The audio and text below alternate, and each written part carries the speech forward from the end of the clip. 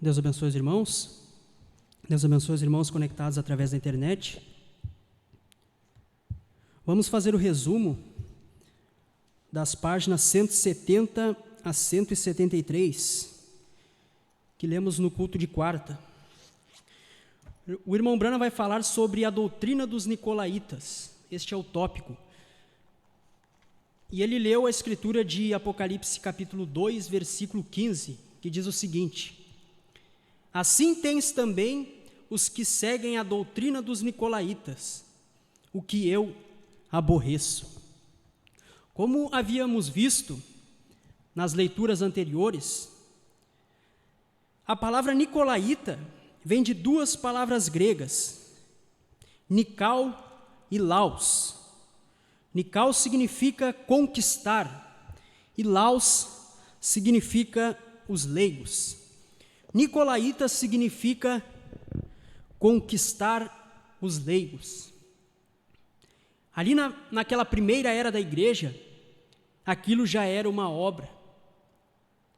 Ali haviam homens que estavam separando o clero do leigo, separando os pastores, os ministros, do povo, separando em classes, diferenciando o povo dos ministros, se sobrepondo os ministros sobre o povo, se sobrepondo sobre o povo. Eles estavam separando o clero do leigo. Este nicolaítismo separa os ministros do povo e faz dos líderes senhores supremos em vez de servos. Eles já não eram mais servos, mas agora eles eram senhores do povo. Agora, esta doutrina, na realidade, começou como uma obra na primeira era. Parece que o problema estava em duas palavras: anciãos, presbíteros e bispos, supervisores. Esta doutrina nicolaíta, esta doutrina de hierarquia religiosa, seja sobre o povo ou seja sobre outros ministros, começou como uma obra ali na primeira era da igreja.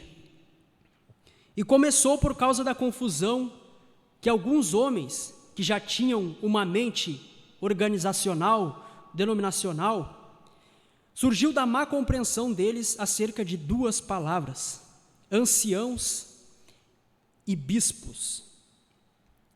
Porém, ancião e bispo, os dois não significam ofícios. Os homens daquela primeira era da igreja estavam começando a ensinar que os bispos tinham controle sobre os anciãos, que o bispo era uma categoria superior, que podia dominar o ancião local, da igreja local. Porém, ancião significa a idade cronológica de um homem em Deus. Ele é um ancião porque ele é mais experiente, porque ele é treinado, porque tem uma longa data, tem uma longa prova de vida. Ele não é neófito, por isso ele é chamado um ancião. Ancião é o homem, é a idade do homem, é a experiência do homem. E bispo é o ofício do mesmo homem. Não são dois ofícios diferentes, um de bispo que domina sobre o ancião. Não, ancião é o homem, significa sua experiência em Deus, sua experiência no Evangelho. E o bispo é o seu ofício. Ele pode ser um ancião e ser um bispo. Mas esta doutrina nicolaíta começou a separar, começou a criar ordens hierárquicas religiosas. Agora havia um bispo sobre um ancião. Mais tarde, quando esta doutrina deixou de ser uma obra, quando este espírito deixou de ser uma obra e se tornou uma doutrina, ali na era de Pérgamo, não era mais apenas bispos sobre anciãos, mas agora eram arcebispos sobre bispos, cardeais sobre arcebispos e o Papa sobre todos. Veja que começou sutilmente aquela doutrina, começou através de uma má interpretação da Escritura e terminou com um Papa sobre todos, o que Jesus jamais quis que acontecesse. Pois em Mateus capítulo 20, versículos 25 ao 28, ele diz o seguinte: então Jesus, chamando-os para junto de si, disse: bem sabeis que pelos príncipes dos gentios são estes dominados, e que os grandes exercem autoridade sobre eles. Não será assim entre vós, mas todo aquele que quiser entre vós fazer-se grande, seja vosso serviçal. E qualquer que entre vós quiser ser o primeiro, seja vosso servo, bem como o Filho do Homem não veio para ser servido, mas para servir, e para dar a sua vida em resgate de muitos. Jesus estava falando para os seus discípulos, porque ali já havia uma disputa de quem era o primeiro, de quem era o proeminente ali entre eles. Você vê isto mesmo na Bíblia. Eles mesmos estavam disputando entre si quem era o maior deles. E Jesus vendo aquilo, e Jesus sabendo que mais tarde a igreja mergulharia naquilo, até que chegaria a ter um papa, ele disse que entre os gentios eles são dominados e os grandes exercem autoridade. Entre os gentios, os maiorais exercem autoridade sobre os menores. Há governadores, presidentes, reis, imperadores. Há uma hierarquia. Porém, Jesus disse: não será assim entre vós. Quem quiser ser o maior, que seja o menor. No cristianismo, o caminho é o inverso. Se você quiser ser o maior, você tem que ser o menor. Mas no mundo e na igreja que adotou a hierarquia religiosa, foi ao contrário. Se você quisesse ser o maior, você deveria ser o maior.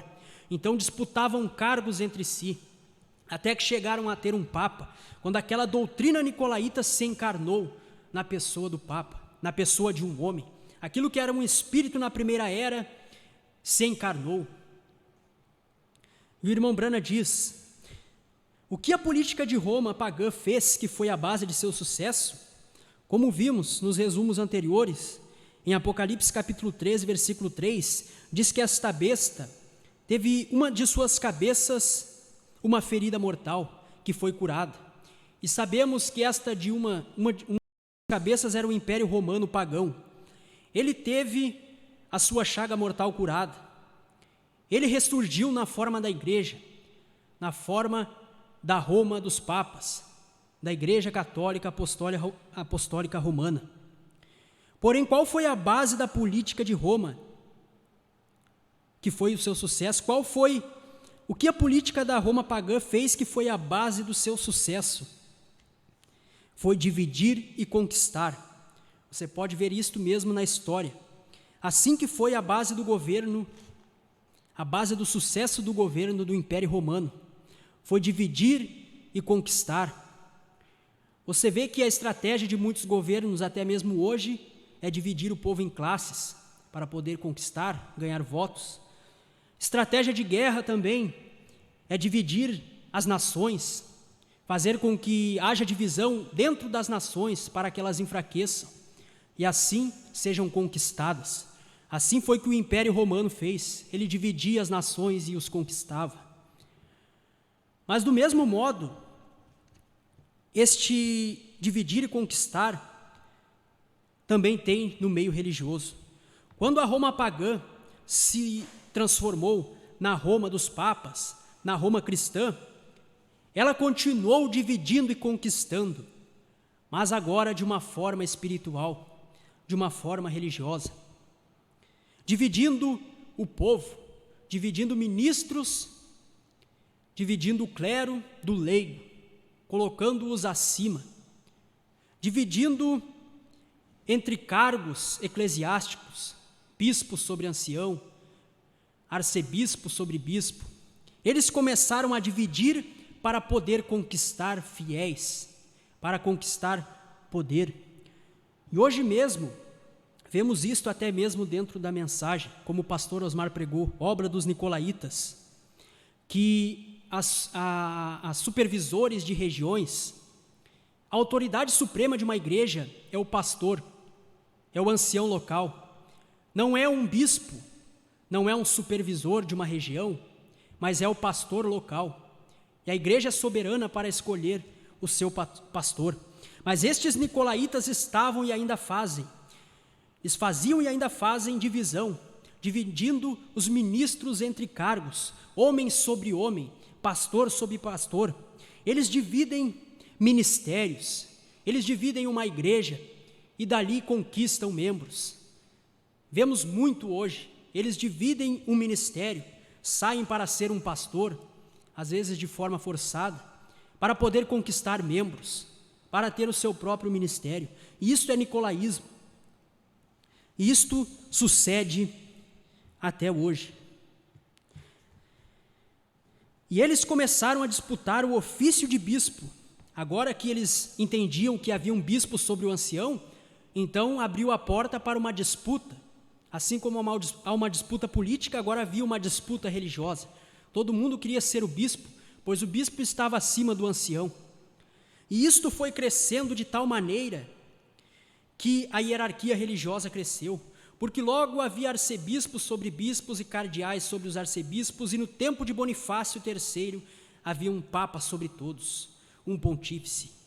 Ora, com a doutrina nicolaíta e a fusão do cristianismo com o babilonismo, os resultados finais tinham que ser o que Ezequiel viu no capítulo 8, versículo 10. E entrei e olhei, e eis que toda forma de répteis e de animais abomináveis e de todos os ídolos da casa de Israel estavam pintados na parede em todo o redor.